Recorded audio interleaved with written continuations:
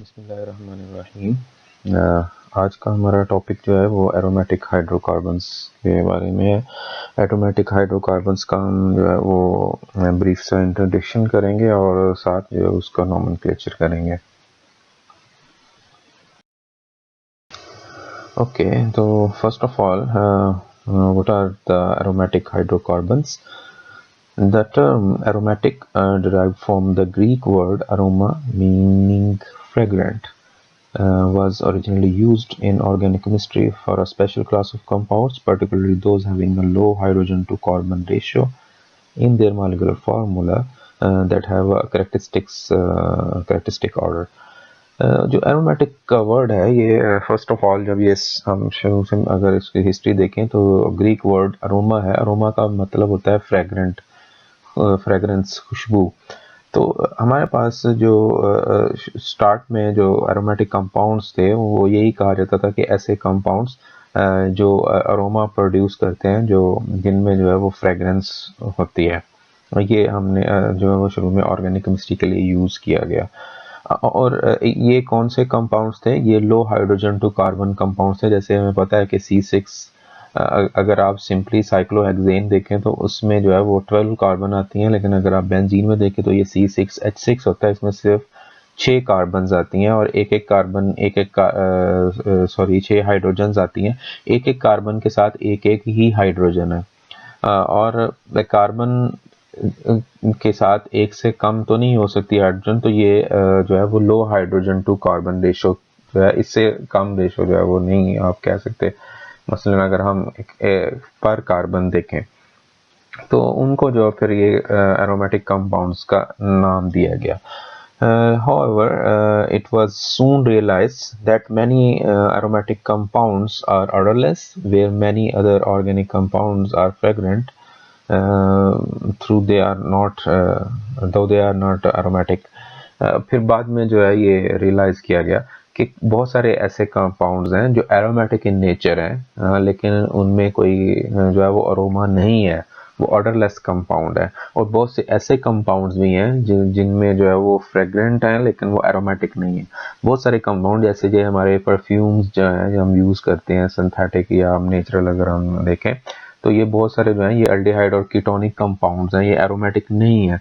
तो जो पहला कॉन्सेप्ट था कि जी ये सारे के सारे जो है वो अरोमा प्रोड्यूस करते हैं, वो ख़त्म हुआ।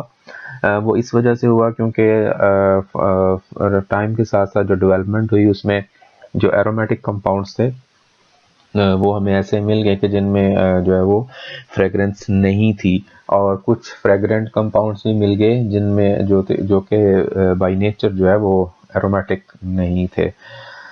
Later it was observed that most of the aromatic compounds have a 6 carbon unit in their molecules like benzene, and this unit is retained through most chemical transformation. Further जो development हुई वो ये हुई कि हमने जो उनको ऑब्जर्व किया गया एरोमेटिक कंपाउंड्स को, तो ये देखा गया कि मोस्ट ऑफ दी जो एरोमेटिक कंपाउंड्स थे उनमें 6 कार्बन यूनिट जो था वो था। 6 कार्बन यूनिट मींस कि उसमें सारे जो थे वो बेंजीन रिंग्स थे। 6 कार्बन यूनिट का मतलब यहाँ पे बेंजीन रिंग है कि उनमें जो है वो बेंजीन रिंग्स थे। and this unit is retained through most chemical transformations. उनको जो है वो रिटेन किया गया थ्रू डिफरेंट केमिकल ट्रांसफॉर्मेशन। हम डिफरेंट वे से हमने उनको जो है वो रिटेन करके भी देखा कि वो सारे जो थे वो मॉलिक्यूल जो थे वो बेंजीन लाइक स्ट्रक्चर उनमें पाए जाते थे।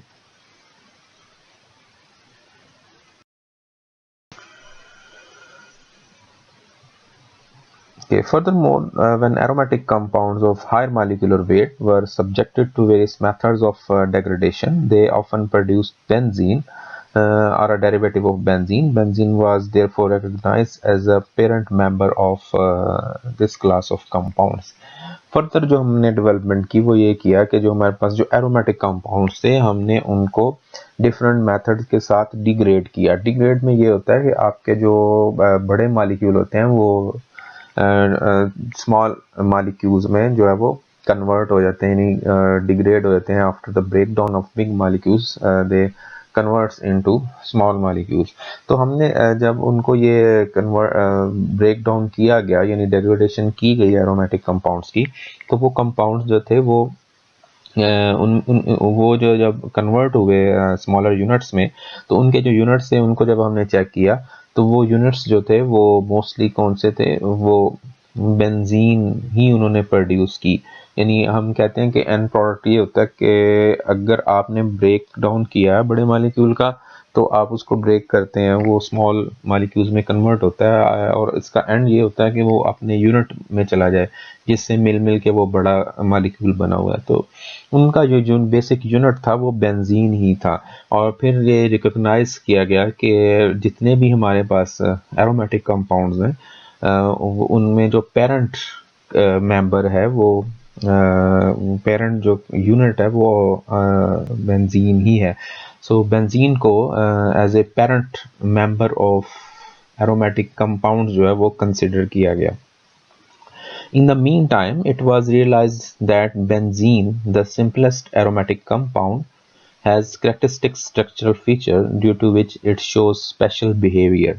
फिर हमने जो है जब स्ट्रक्चरल स्टडी की, बेंजीन जो है वो एक स्ट्रक्चर स्टडी के बाद ये सामने आया कि बेंजीन जो है ये सिंपलेस्ट जो है वो एरोमेटिक कंपाउंड है। ये हमारे पास जितने भी एरोमेटिक कंपाउंड है उसमें सिंपलेस्ट जो एरोमेटिक कंपाउंड है वो बेंजीन है, और it has characteristic structural feature due to which it shows special behaviour.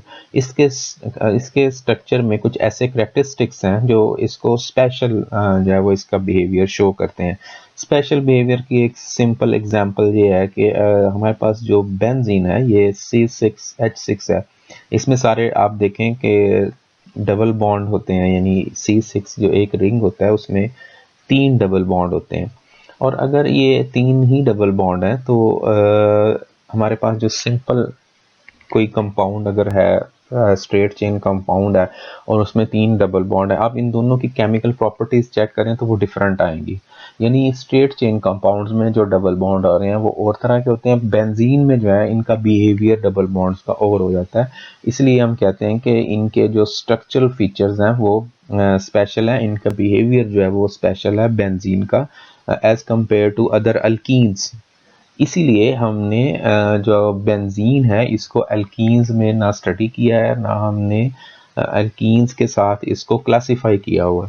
इसको हमने डिफरेंट जो है वो डिफरेंटली ही इनको क्लासिफाई किया, इनका नॉमेनक्लेचर भी हमने डिफरेंट, हर चीज़ जो है वो ये एक डिफरेंट क्लास ऑफ कंपाउंड्स में जो है वो आती है, एक डिफरेंट क्लास है। The word aromatic has thus come to designate characteristic structural feature rather than order, and all compounds that are structurally related to benzene are termed as aromatic।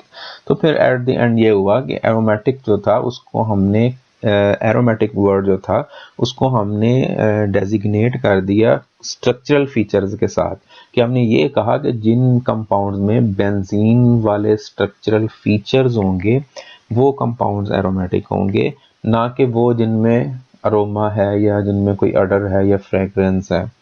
तो ये जो लेटेस्ट फिर कॉन्सेप्ट ये है कि ऐसे compounds जिनके स्ट्रक्चरल फीचर जो हैं वो बेंजीन की तरह के होंगे, यानी उनकी प्रॉपर्टीज, उनकी स्ट्रक्चरल प्रॉपर्टीज, उनकी केमिकल आप कह सकते हैं प्रॉपर्टीज, उनके जो रिएक्शंस हैं वो बेंजीन की तरह के होंगे, वो सारे के सारे जो हैं वो एरोमेटिक कंपाउंड्स होंगे, रेदर देन के वो ऑर्डरलेस हैं या ऑर्डर्ड हैं, मतलब उनमें से कोई फ्रेग्रेंट भी होंगे, फ्रेग्रेंट ऑर्डरलेस भी होंगे। तो कोई भी हो सकता है, चाहे वो ऑर्डरलेस हो, चाहे वो उसमें ऑर्डर हो या फ्रेग्रेंस हो, तो उनको हम जो है वो एरोमेटिक कंपाउंड्स ही कहेंगे। ये एरोमेटिक जो कंपाउंड्स अब बेंजीन के अलावा कौन कौन से होते हैं ये अभी फ़िलहाल हम इसको डिस्कस नहीं करेंगे। नेक्स्ट जब हम इसके बेसिक कॉन्सेप्ट्स में जाएंगे तो एरोमेटिसिटी जो है ये एक टॉपिक आएगा, उसमें आके फिर हम देखेंगे फर्दर कि कौन से ऐसे स्ट्रक्चरल फीचर्स हैं जिनकी वजह से हम कंपाउंड्स को एरोमेटिक कहेंगे।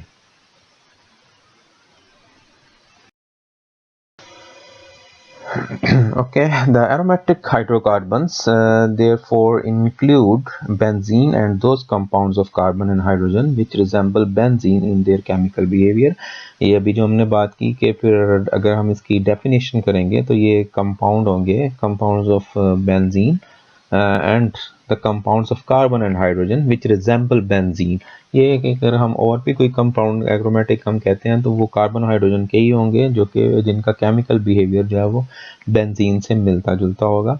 It appears from our definition of aromatic hydrocarbons that any study of this class of compound must begin with a study of benzene. कि अगर हम जब भी हम स्टडी स्टार्ट करना चाहेंगे एरोमेटिक कंपाउंड्स की तो हम शुरू किससे करेंगे, हम बेंजीन से उसको स्टार्ट करेंगे क्योंकि बेंजीन ही जो है ये इसका बेसिक यूनिट है. इसीलिए जब हम नोमेनक्लेचर करेंगे तो भी हम बेंजीन से ही इसको जो है वो करेंगे. In order to understand the chemistry of benzene, it is necessary to have an understanding of its structure.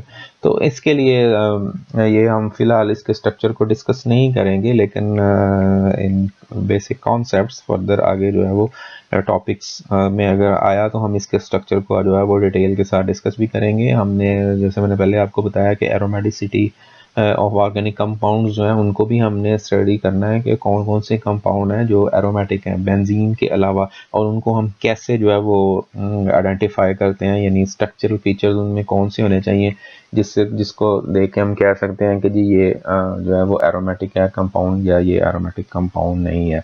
तो फिलहाल जो है वो हम इसके स्ट्रक्चर को जो है वो डिस्कस नहीं करेंगे. नेक्स्ट जो है उसका हम देखते हैं नोमेनक्लेचर.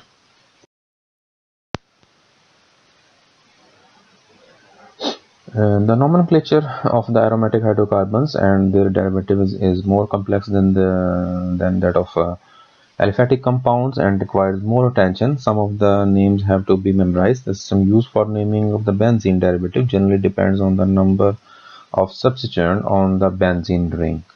नॉमेनक्लेचर जो है हमारे पास जो एरोमेटिक हाइड्रोकार्बन्स का है, जैसे मैंने कहा कि हम जो है वो बेंजीन से ही करेंगे. इसमें हमने बेंजीन का ही एक्चुअली जो है वो देखना है, उसके साथ डेरिवेटिव जो है उनको देखना है.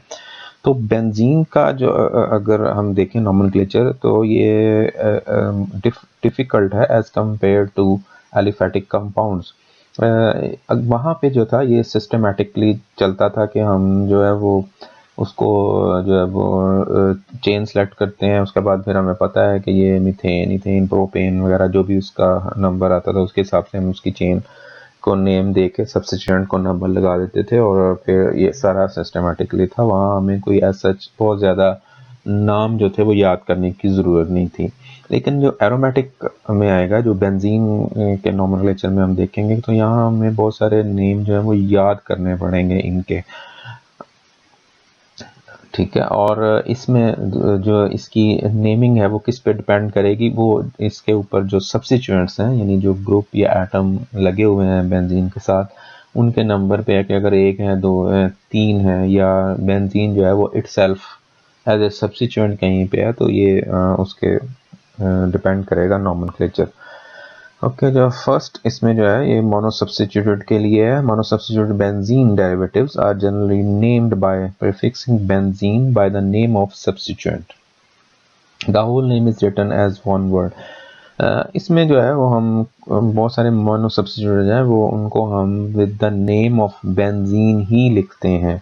फॉर एग्जांपल जैसे ये यहाँ पे देखें, ये जो बेंजीन है इसके जो सब्स्टिट्यूएंट जो है यहाँ पे इथाइल लगा हुआ है, ये इथाइल है, तो हम जस्ट इसको इथाइल बेंजीन जो है वो इसको कह देंगे.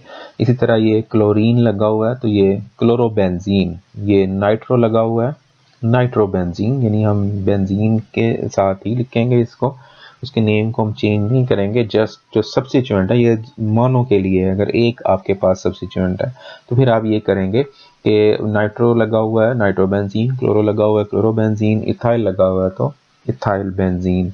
इसी तरह जो है वो फर्दर मोनो सब्स्टिट्यूशंस के लिए है. Okay, a number of monosubstituted benzene derivatives have special names which represent the benzene ring together with its substituent. For example, हमारे पास बहुत सारे substituent ऐसे भी हैं कि जो अगर वो बेंजीन के साथ लगे होंगे तो फिर हम बेंजीन नहीं बल्कि उनको हम स्पेशल नेम्स देते हैं. फॉर एग्जांपल हमारे पास ये मिथाइल लगा हुआ है बेंजीन के साथ, तो इसको हम मिथाइल बेंजीन नहीं बल्कि हम इसको टालोइन कहते हैं और ये इसका स्पेशल नेम है टालोइन। इसी तरह अगर OH लगा हो तो इसको आप हाइड्रोक्सी बेंजीन की बजाय फिनोल कहेंगे। इस तरह अगर ये अमाइनो यानी NH2 लगा हुआ है तो ये अमाइनो बेंजीन की बजाय हम इसको जो है वो नेम क्या देंगे, एनिलीन। इसी तरह अगर OCH3 लगा हुआ है, ये एल्कोक्सी है, अगर एल्कोक्सी ग्रुप लगाओ तो फिर हम इसको एनिसोल कहेंगे, यानी ये कोई ग्रुप नहीं सिर्फ ये, यानी OCH3 हो तो इसका जो नेम होगा वो एनिसोल होगा। इसी तरह अगर COCH3 है, ये C डबल बॉन्ड OCH3 है तो ये एसिटोफिनोन होगा, क्योंकि ये C डबल बॉन्ड OCH3 जो है ये एसिटिक एसिड की तरह का ये ग्रुप होगा, तो ये अगर होगा तो ये एसिटोफिनोन है। इस तरह अगर एसिड लगा हुआ है यानी COOH लगा हुआ है तो ये इसको हम बेंजोइक एसिड कहेंगे। अल्डिहाइड अगर लगा हुआ है C डबल बॉन्ड O और ये कार्बन के साथ अगर हाइड्रोजन यानी CHO अल्डिहाइड ग्रुप है तो फिर ये बेंजल्डिहाइड होगा। इस तरह SO3H या HSO3 अगर लगा हुआ है तो ये बेंजीन सल्फोनिक एसिड होगा। तो ये वो ऐसे सब्स्टिट्यूएंट हैं, ये अगर एक एक मानो सब्स्टिट्यूएंट हैं जो अगर रिंग के ऊपर लगे हों तो हम इनको बेंजीन की लगाने की बजाय हम इनकी जो है वो स्पेशल नेमिंग करेंगे, और यही वो नेमिंग्स हैं जो अभी बात हुई थी कि ये याद करने पड़ते हैं।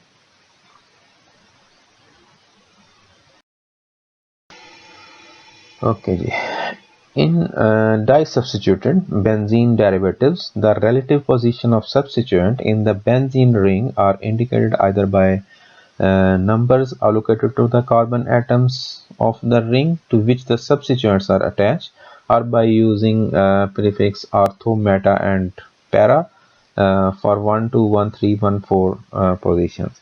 अगर हमारे पास डाई सब्स्टिट्यूटेड बेंजीन है यानी उसके अगर उसके ऊपर अगर दो सब्स्टिट्यूएंट लगे हुए हैं तो फिर हम दो तरह से उनको जो है वो मेंशन कर सकते हैं। एक तो ये है कि आप उसको नंबरिंग देंगे और नंबरिंग के साथ जो है वो फिर मेंशन करेंगे, और दूसरा हमारे पास जो सिस्टम है वो आर्थो मेटा पैरा सिस्टम है। अच्छा जी, ये फर्स्ट एग्जांपल जिसमें ये क्लोरीन जो है कार्बन नंबर 1 और कार्बन नंबर 2 के ऊपर लगे हुए हैं, ये 1, 2 पोजीशन है। इसको अगर आप नंबरिंग देना चाहें तो ये 1, 2 डाइक्लोरोबेंजीन होगी, ये 1, 2 डाइक्लोरोबेंजीन है। और इस पोजीशन को यानी 1, 2 पोजीशन यानी अगर एक सब्स्टिट्यूएंट और दूसरे सब्स्टिट्यूएंट के साथ दरमियान में कोई कार्बन ना हो, इसको हम 1, 2 पोजीशन कहते हैं, और ये 1, 2 पोजीशन जो है इसको हम आर्थो पोजीशन कहते हैं। आर्थो के लिए हम ये O लगाएंगे और हम लिखेंगे आर्थो डाइक्लोरोबेंजीन। आर्थो जब हम लिख देंगे तो ये ऑटोमेटिकली रिप्रेजेंट करेगा 1, 2 पोजीशन को। वो 1, 2 पोजीशन यहाँ भी हो सकती है और वो 1, 2 पोजीशन इस साइड पे भी हो सकती है, वो कहीं भी हो सकती है। कहीं भी अगर क्लोरीन इस तरह साथ साथ वाली कार्बन पे होंगे तो ये 1, 2 पोजीशन में आएगा और ये आर्थो पोजीशन होगी। नेक्स्ट जो है नंबरिंग जो है वो इसमें दूसरा ये नंबरिंग हम स्टार्ट कहाँ से करेंगे। अगर तो सब्स्टिट्यूएंट सेम है जैसे ये है तो फिर इसके लिए आप किसी से भी नंबरिंग जो है वो स्टार्ट कर सकते हैं, और 1 के बाद 2 जो है वो हम उस तरफ लगाएंगे जिस तरफ नेक्स्ट सब्स्टिट्यूएंट करीब है। जैसे ये पीछे वाले में हमने जो 1, 2 की बात की थी तो 1 ये है, अगर हम ये 2 इधर लगाते हैं तो ये दूसरा क्लोरीन नंबर 6 पे आता है, ऐसा नहीं होगा। 2 हम उधर लगाएंगे जिधर नेक्स्ट सब्स्टिट्यूएंट जो है वो नियर होगा। अच्छा जी, यहाँ पे आप देखें ये 1, 3 पोजीशन के ऊपर क्लोरीन है तो इसका नाम जो है ये 1, 3 डाइक्लोरोबेंजीन होगा, या फिर इसको हम मेटा डाइक्लोरोबेंजीन कहेंगे। मेटा पोजीशन कौन सी होती है, 1, 3, यानी अगर आपके दोनों सब्स्टिट्यूएंट के दरमियान एक अगर कार्बन आ रही है तो ये 1, 2 और 3 पोजीशन बनती है, इसको हम मेटा कहते हैं। अगर ये मसलन कार्बन क्लोरीन जो है ये 3 की बजाय यहाँ पे होती तो फिर ये 1, 2, 3 ये इधर से आ जाना था तो ये मेटा पोजीशन ही बनती है। तो कहीं भी अगर ये 1 और 3 यानी उनमें अगर एक कार्बन आ रही है और 1-3 पोजीशन पे हैं तो वो मेटा डाइक्लोरोबेंजीन, यानी उसको हम मेटा पोजीशन कहते हैं, तो ये मेटा डाइक्लोरोबेंजीन होगा। इसी तरह ये आगे फिर ये 1,4 की है, इसको हम 1,4 डाइक्लोरोबेंजीन या पैरा डाइक्लोरोबेंजीन जो है वो कहेंगे। Okay, if the two substituents are different, both are used as prefixes successively in alphabetical order. In this case, if the relative position of the substituent are to be indicated by numbers, the last name substituent is understood to be at position 1. The whole name is used as one word. For example, हमारे पास ये nitro और bromo ये दो substituent लगे हुए हैं, इसको हम या तो नाइट्रोबेंजीन कहेंगे या हम इसको ब्रोमोबेंजीन कहेंगे। अगर हम इसको नाइट्रोबेंजीन कहते हैं, अगर हम इसको नाइट्रोबेंजीन कहते हैं तो फिर नंबर 1 जो है ये हम NO2 को देंगे, यानी नंबर 1 हम NO2 को देंगे, यानी ये 1 होगा, ये 2 होगा। इसके लिए हमें फिर 1 और 2 लिखने की ज़रूरत नहीं होगी, हम जस्ट नंबर 2 लिखेंगे, क्योंकि 1 पे ऑटोमेटिकली वो है जिसको आप बेसिक यानी पेरेंट ले रहे हैं, जो बेंजीन के साथ आप लगा रहे हैं। जैसे यहाँ पे देखें ये 2 ब्रोमो नाइट्रोबेंजीन है, यानी हमने इस सारी को नाइट्रोबेंजीन का जस्ट हमने बताया कि जी 2 पोजीशन पे ब्रोमीन है, और 1 हमेशा ये होगा जब हम नाइट्रोबेंजीन लिखेंगे, और जब हम क्लोरोबेंजीन लिखेंगे तो तब ये जो है ये पोजीशन नंबर 1 जो है ये होगी। तो इसको हम जो है ये 2 ब्रोमो नाइट्रोबेंजीन या इसी को अगर हम आर्थो ब्रोमो नाइट्रोबेंजीन, नाइट्रो के आर्थो के ऊपर ब्रोमो है तो हम इसको आर्थो ब्रोमो नाइट्रोबेंजीन भी लिख सकते हैं। और इसको अगर आप ब्रोमोबेंजीन लिखेंगे तो फिर आप जो है 2 नाइट्रो ब्रोमोबेंजीन लिखेंगे या फिर आर्थो नाइट्रो ब्रोमोबेंजीन लिखेंगे। इसी तरह नेक्स्ट जो ये 3 क्लोरो आइडोबेंजीन है, यहाँ पे हमने बेंजीन जो है ये आइडोबेंजीन लिखा हुआ है, तो इसका मतलब है पोजीशन नंबर 1 पे ये आयोडीन वाली जो होगी ये होगी, 2 और 3 जो है वो ये होगी, तो ये मेटा क्लोरो आइडोबेंजीन या फिर 3 क्लोरो आइडोबेंजीन होगा। इसी तरह ये नाइट्रो और आयोडीन का है, 4 आइडो नाइट्रोबेंजीन होगा, या फिर हम इसको पैरा आइडो नाइट्रोबेंजीन, नाइट्रोबेंजीन यही है, उसकी पैरा पोजीशन के ऊपर जो है वो आयोडीन है, इसलिए इसको हम 4 आइडो, यानी यह पैरा पोजीशन है। अगर नंबरिंग दें तो ये नाइट्रो 1 2 3 और ये आइडो वाली जो है ये नंबर 4 पोजीशन बनेगी, तो ये 4 आइडो नाइट्रोबेंजीन या फिर पैरा आइडो नाइट्रोबेंजीन होगा। Okay, if one of the substituent is such that it gives a special name to the molecule, then the special name is used as the parent name and other substituent is used as a prefix. For example, हमारे पास अगर कोई ऐसा substituent आ गया जो हमने पीछे देखे थे, जिनकी हमने बात की थी कि इनको हम special names देते हैं, तो फिर हमारे पास जो है वो हम उसको ही as a parent name use करेंगे और सब्स्टिट्यूएंट जो है उसको नंबर लगा के साथ मेंशन कर देंगे। अब इसमें भी कार्बन, अगर कोई स्पेशल नेम वाला सब्स्टिट्यूएंट आ गया तो कार्बन नंबर 1 जो है वो ही होगी जो जिसकी वजह से हम उसको स्पेशल नेम दे रहे हैं। मसलन यहाँ पे CH3 जो है बेंजीन के साथ अगर हो तो हम इसको टॉलोइन कहते हैं, तो ये कार्बन नंबर 1 होगी, 2 जो है ये आयोडीन वाली होगी, तो ये 2 आइडोटॉलोइन या फिर आर्थो आइडोटॉलोइन होगा। इसी तरह हमने OH के साथ, अगर बेंजीन के साथ OH है तो हमने कहा था कि ये फिनोल है, तो ये 1 पे ऊपर फिनोल OH है, इसको हम पोजीशन नंबर 1, ये 2 और 3 के ऊपर नाइट्रो है तो ये 3 नाइट्रोफिनोल या फिर मेटा नाइट्रोफिनोल आएगा। इस तरह ये COHO तो बेंजोइक एसिड होता है, तो ये 4 ब्रोमो बेंजोइक एसिड या फिर पैरा ब्रोमो, यानी ये बेंजोइक एसिड ये है सारा जो है बेंजीन के साथ। नंबर 1 जो है ये जिसके साथ COH है ये कार्बन नंबर 1 होगी, 2 3 और ये 4 पे जो है ये ब्रोमो है, तो ये 4 ब्रोमो बेंजोइक एसिड या फिर इसको पोजीशन को अगर हम पोजीशन की बात करें तो ये पैरा पोजीशन बनती है, तो ये पैरा ब्रोमो बेंजोइक एसिड होगा।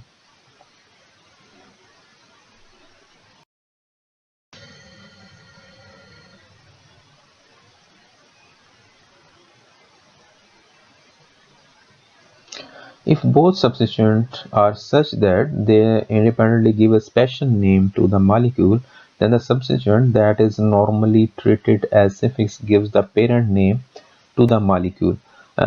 अगर आपके पास ऐसे सब्स्टिट्यूएंट्स दोनों सब्स्टिट्यूएंट ऐसे आ गए हैं कि उनके वो दोनों ही स्पेशल नेमिंग के हैं, ठीक है, तो उसमें से फिर आप जो है वो इसको देख लेते हैं। नॉर्मली अगर हम केमिकली इसकी बात करें तो जो जिसका बिहेवियर हो, मसलन ये फिनोल है या एनिलीन है, तो अगर ये बिहेवियर इसका जो है वो एनिलीन के टेस्ट दे तो ये एनिलीन है, अगर ये फिनोल के दे तो वो सप्रेसिव जो होगा। लेकिन इसमें ये है कि ये आपकी मर्जी है कि आप इस substituent that is normally treated as suffix, यानी जिसको हम नॉर्मली जो है वो एज ए सफिक्स जो है वो ट्रीट करते हैं वो हम लिख लेते हैं। मसलन OH जो है इनको नॉर्मली हम फिनोल्स ही कहते हैं, तो हम इसके लिए फिनोल यूज़ कर लेंगे। COH जो है इसके लिए बेंजोइक एसिड कर लेंगे, और अगर ये CHO है तो फिर हम जो है वो मिथॉक्स ये एल्डिहाइड जो है वो इसको बेंजल्डिहाइड यूज़ कर लेंगे। तो ये है कि अगर OH होगा और साथ जो दूसरा है तो फिर हम एज ए फिनोल इसको ट्रीट करेंगे। मसलन ये 4 अमाइनो फिनोल होगा, यानी कार्बन नंबर 1 ये OH वाली और ये 4 पे जो है ये NH2 अमाइनो है, ये 4 अमाइनो फिनोल या हम इसको पैरा अमाइनो फिनोल कहेंगे। इसी तरह ये 4 हाइड्रोक्सी बेंजोइक एसिड होगा, यानी अगर COOH आता है तो फिर आप इसको एज ए एसिड ट्रीट करेंगे। फिर हम फिनोल या OH अगर आता है तो फिर हम इसको, यानी ये दोनों का कंपैरिजन है कि अगर आपके पास COH आया तो आप उसको एसिड लिखेंगे। 4 हाइड्रोक्सी बेंजिक एसिड होगा या फिर ये पैरा हाइड्रोक्सी बेंजिक एसिड होगा। इसी तरह अगर CHO अल्डिहाइड आ जाता है तो फिर आप जो है इसको बेंजल्डिहाइड लिखेंगे। ये मिथॉक्सी है, यानी OCH3, जैसे मैंने आपको बताया था कि ये एल्कोक्सी ग्रुप है, तो ये मिथॉक्सी ग्रुप है। ये मिथॉक्सी बेंजीन बेंजल्डिहाइड जो है इसका होगा, यानी 4 मिथॉक्सी बेंजल्डिहाइड, और या फिर पैरामिथॉक्सी बेंजल्डिहाइड होगा।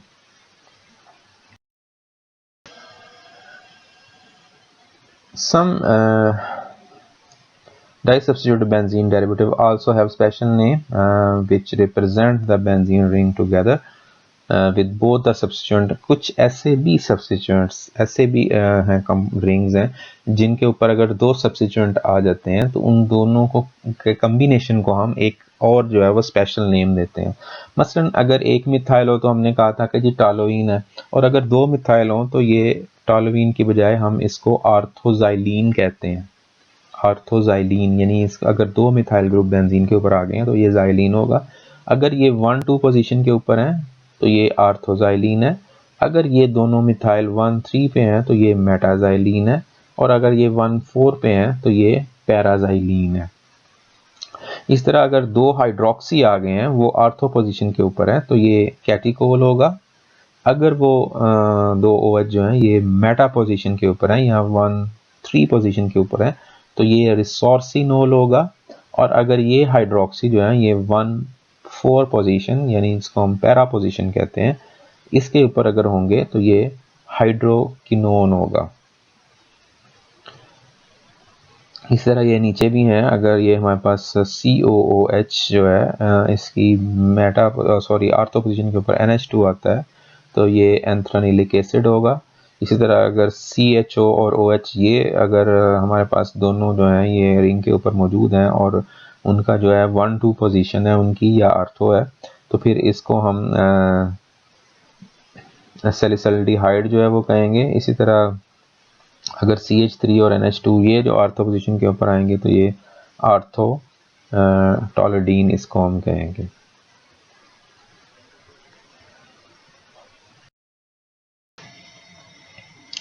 अच्छा जी, उसके बाद हम देखते हैं कि अगर 3 सब्स्टिट्यूएंट हों, अगर more than 2 substituent are attached to the benzene ring, their relative positions must be indicated by numbers. If all substituents are the same, the benzene ring is numbered so as to give the lowest number to the substituent at the first point of difference. इसमें अगर देखें हम just वही है कि आप इसको numbering करेंगे। अब हमने यहाँ पे ये देखना है कि नंबरिंग कहाँ से हम स्टार्ट करेंगे। मतलब आप ये देखें अगर हम इसको 1 कहते हैं तो नेक्स्ट जो आ रहा है 1 के बाद 2 और 3 पे आ रहा है ब्रोमीन। लेकिन अगर हम इन दोनों में से किसी एक को 1 करते हैं, मतलब इसको अगर हम करते हैं तो ये 1, 2, 3, 4 और 5 पे ये बन रहा है।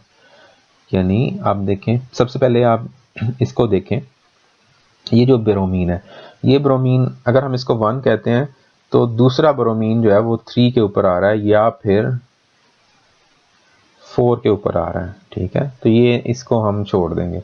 उसके बाद आ जाए इन दोनों के ऊपर। अब इसको देखें, इसमें अगर हम इसको 1 करते हैं तो डेफिनेटली हम इस तरफ जाएंगे क्योंकि ये करीब है, तो ये 2 होगा, ये 3 और ये 4, ये 5। तो ये जो पोजीशन आ रही है ये नेक्स्ट किस पे आ रही है, 5 पे आ रही है। अब इसको अगर हम नंबर 1 देते हैं, ये 1 2 3 4, अब ये किस पे आ रहा है, 4 पे आ रहा है। यानी अगर आप इस ब्रोमीन को नंबर 1 देते हैं और नंबरिंग इस तरफ लेके जाते हैं तो ये ब्रोमीन नंबर 5 पे है। अगर आप इसको 1 कहते हैं और इस तरफ जाते हैं तो ये नंबर 4 पे है। तो हमने लोएस्ट नंबर वाली जो है वो सिलेक्ट करनी है। तो ये 1 2 4, यानी अब ये 1 होगा, 1 ये, 2 ये और 4 ये 1 2 4 ट्राइब्रोमो बेंजीन जो है वो इसका नेम होगा।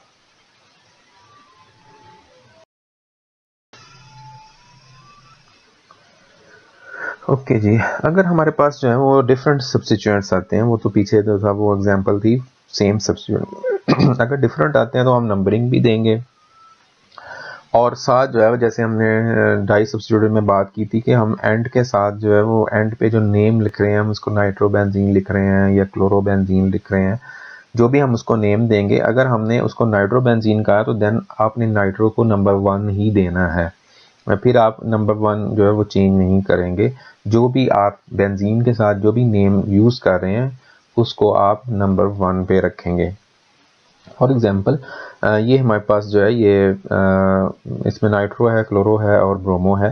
तो हमने क्योंकि जब इसको हम नाइट्रोबेंजीन लिखेंगे तो फिर हम नंबर 1 ये करेंगे। अब हमने देखना है 2 कौन सी है, 1 कार्बन नंबर 2 3 पे है सब्स्टिट्यूएंट। अगर आप इस तरफ आते हैं 2 3 पे है ब्रोमो।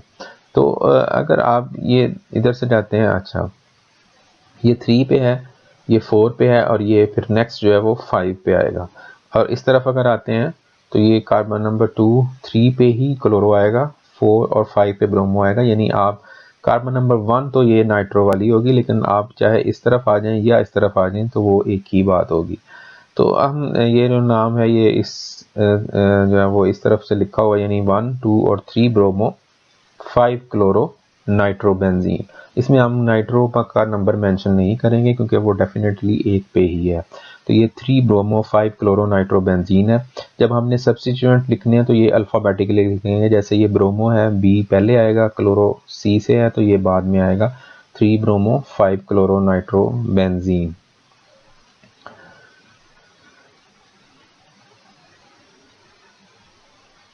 अच्छा जी, इसी तरह ये 3,4,4 डाई क्लोरो नाइट्रोबेंजीन है, ये 2,4,6 ट्राई नाइट्रोटालोइन है। यानी अगर हमारे पास स्पेशल नेम आ जाता है जिसका, जैसे ये CH3 है, ये टालोइन है, तो फिर हम कार्बन नंबर 1 इसी को कहेंगे और टालोइन लिखेंगे, इसको हम बेंजीन नहीं लिखेंगे। तो ये हम अगर इसको 1 कहते हैं तो ये 2 3 4 5 और 6, आप दोनों तरफ से नंबरिंग सेम ही होगी, तो ये 2,4,6 ट्राई नाइट्रो टालोइन होगा। इसी तरह जैसे हमने डाई सब्स्टिट्यूट में बात की थी कि स्पेशल नेम है, इस तरह ट्राई में भी कुछ ऐसे हैं जिनको जो है वो स्पेशल नेम्स दिए जाते हैं। फॉर एग्जांपल अगर तीनों के तीनों CH3 लगे हुए हैं तो ये मेसिटाइलिन होगा, और अगर 4 CH3 लगे हुए हैं किसी एक बेंजीन के साथ तो इसको हम ड्यूरीन कहते हैं। Okay ji,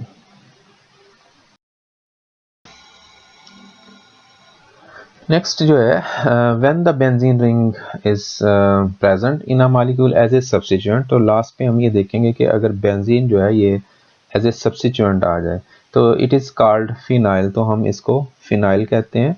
the phenyl group में बी रिप्रेजेंटेड बाय C6H5, या तो हम फिनाइल जहाँ पे हमने लिखना है C6H5 लिखेंगे, या तो हम इस तरह बेंजीन रिंग बना देते हैं या C6H5 लिख देते हैं, या PH जो है ये इसी तरह कैपिटल P और साथ जो है वो उसके स्मॉल h, ये हम फिनाइल के लिए यूज़ करते हैं। या फिर हम एक ग्रीक लेटर जो है फाई, ये भी हम फिनाइल के लिए ही यूज़ करते हैं। तो आपकी मर्ज़ी है, आप बेंजीन रिंग बना दें, सब्स्टिट्यूएंट जो है वो एज ए सब्स्टिट्यूएंट आप C6H5 लिख दें यहाँ पे, या आप 5 जो है वो लिख दें। अब देखना है कि हमारे पास फिनाइल जो है जब सब्स्टिट्यूशन में आएगा तो फिर हम इसकी नेमिंग जो है वो कैसे करेंगे। तो कि हमारे पास जो है ये एज ए फिनाइल जब आ रहा है, जैसे ये हमारे पास देखें ये 2 फिनाइल हेक्सेन है, ये 1 2 3 4 5 एंड 6 कार्बन चेन है, जिसको हम एज ए अल्केन लिखेंगे, इसको हम एज ए बेंजीन जो है वो नहीं लिखेंगे, क्योंकि यहाँ पे बेंजीन जो है वो एज ए सब्स्टिट्यूएंट है, तो ये 2 फिनाइल हेक्सेन होगा। इस तरह ये जो है ये CH2 डबल बॉन्ड CH2 यहाँ पे ये 3 के ऊपर, यानी ये कार्बन नंबर 1 जो है ये, क्योंकि डबल बॉन्ड हम यहाँ पे बेंजीन को एज ए सब्स्टिट्यूएंट ले रहे हैं, इसलिए हम नंबरिंग जो है डबल बॉन्ड के हिसाब से करेंगे। ये 1 2 3 के ऊपर जो है ये फिनाइल प्रोपीन है। तो ये हमारे पास जो है इसको हम एज ए फिनाइल लिखेंगे। और जनरली हमारे पास जैसे हमने अल्केन के लिए अल्काइल बनाए थे, इसलिए जो है हमारे पास ये जनरली हम इसको अराइल ग्रुप कहते हैं जो एरोमेटिक्स होंगे, ठीक है, अराइल, और इसके लिए हम AR जो है वो यूज़ करते हैं। ये कैसे होगा, मसलन हमारे पास जो बेंजीन के साथ जो है वो एक CH2 अगर आ रहा हो तो इसको हम बेंजाइल कहते हैं। इस तरह अगर ये टॉलुइन है और उसकी पैरा पोजीशन के ऊपर ये एज ए सब्स्टिट्यूएंट की चीज़ अटैच यहाँ, ये अगर ये सारा जो ग्रुप है ये एज ए सब्स्टिट्यूएंट होगा तो ये पैरा टोलाइल इसको हम कहेंगे। इसी तरह अगर ये सब्स्टिट्यूएंट के तौर पे ग्रुप अटैच होगा तो ये ज़ाइलीन से है, ये ज़ाइलाइल होगा, और ये बेंजाइल होगा। तो ये अगर एज ए सब्स्टिट्यूएंट जो है वो आते हैं। अब रही बात कि हमें ये कैसे पता चलेगा कि ये एज ए सब्स्टिट्यूएंट कब आ रहा है और एज ए पेरेंट बेंजीन जो है कब आ रहा है, जैसे ये 2 एग्जांपल्स हमने की हैं। तो ये नेक्स्ट जो है इसके लिए हम रूल देखते हैं। तो हमारे पास जब बेंजीन जो है ये एज ए जो है वो सब्स्टिट्यूएंट होगा, उसके लिए हम ये करेंगे कि हम ये चेन देखेंगे। अगर हमारे पास ये जो चेन है ये जो है इसमें नंबर ऑफ कार्बन ज़्यादा है देन दिस बेंजीन रिंग, यानी इसमें तो 6 कार्बन होंगी। अगर आपकी जो चेन है वो फॉर एग्जांपल जो है वो नंबर ऑफ कार्बन जो है वो 6 से ज़्यादा है, तो फिर आप बेंजीन जो है वो उसको एज ए सब्स्टिट्यूएंट लिखेंगे। और अगर आपके ये नंबर ऑफ कार्बन्स कम है तो फिर आप बेंजीन को बेंजीन ही लिखेंगे, फिर वो सब्स्टिट्यूएंट लिखेंगे। मसलन ये देखें, जैसे ये यहाँ पे ये ब्यूटाइल बेंजीन है। अब ये ब्यूटाइल जो थी 1 2 3 4 कार्बन चेन है इस बेंजीन के साथ है। अब यहाँ पे बेंजीन सब्स्टिट्यूएंट नहीं है बल्कि ये सब्स्टिट्यूएंट है, तो ये ब्यूटाइल बेंजीन होगा, ना कि हम इसको जो है वो फिनाइल ब्यूटेन कहेंगे, ठीक है। तो ये क्या है, ब्यूटाइल बेंजीन है। अब यहाँ पे देखें, ये हमारे पास चेन है 1 2 3 4 5 6 7, ये 7 कार्बन चेन है। रिंग जो है ये 6 कार्बन है, तो यहाँ पे फिर हम 2 फिनाइल हेप्टेन जो है वो लिखेंगे। उसके बाद आ गया कि जब हमारे पास जो है वो अनसैचुरेटेड होंगे, जिसमें डबल बॉन्ड होगा या ट्रिपल बॉन्ड होगा, जैसे पीछे भी एक एग्जांपल हमने देखी डबल बॉन्ड वाली थी, तो उसमें भी जो बेंजीन था वो एज ए सब्स्टिट्यूएंट था। इस तरह यहाँ पे भी ये है तो सिर्फ 2 कार्बन, लेकिन ये अनसैचुरेशन आ गई है। अगर अनसैचुरेशन हो यानी डबल या ट्रिपल बॉन्ड आ रहा हो तो फिर ये बेंजीन जो है ये एज ए फिनाइल ही होगा, और नंबरिंग जो है वो भी हम इस डबल बॉन्ड या ट्रिपल बॉन्ड के हिसाब से ही उसकी करेंगे। अभी लेकिन यहाँ पे तो नंबर कोई नहीं है, ये क्योंकि सिंपल एसिटाइलिन है उसके साथ फिनाइल है, तो ये फिनाइल एसिटाइलिन होगा। यहाँ पे देखें, अब ये 2 फिनाइल 2 ब्यूटीन है, तो हम नंबर यहाँ से अगर हम स्टार्ट करें 1 2, तो ये 2 के ऊपर जो है वो आता है हमारा डबल बॉन्ड, लेकिन जो नेक्स्ट सब्स्टिट्यूएंट है वो 3 पे आता है। अगर हम यहाँ से स्टार्ट करें तो ये इस बात का भी हमने ख्याल रखना है कि नेक्स्ट सब्स्टिट्यूएंट लोअर नंबर पे आए। यहाँ से अगर आप करते हैं तो ये 1 2 पे ही डबल बॉन्ड है और 2 पे ही जो है वो सब्स्टिट्यूएंट आ रहा है, यानी हमारे पास जो नेक्स्ट सब्स्टिट्यूएंट है उसको हम मिनिमम नंबर इसी तरह दे सकते हैं। तो ये 1 2 के ऊपर ये सारा जो है वो फिनाइल होगा, और ये जो है डबल बॉन्ड है, तो ये 2 फिनाइल 2 ब्यूटीन है। ब्यूटीन क्यों है कि 1 2 3 4 ये 4 कार्बन चेन है, और यहाँ पे डबल बॉन्ड है, इसलिए हम यहाँ जो है वो बेंजीन को एज ए सब्स्टिट्यूएंट लिखेंगे। तो ये जो है इसके सारे जो है वो रूल्स हैं नेमिंग के लिए। प्रैक्टिस जो है वो आप खुद करेंगे, इन एग्जांपल्स को जो है वो और बुक्स से या कहीं से भी आप एग्जांपल्स जो है वो ट्राई कर सकते हैं। ओके, अल्लाह हाफिज़।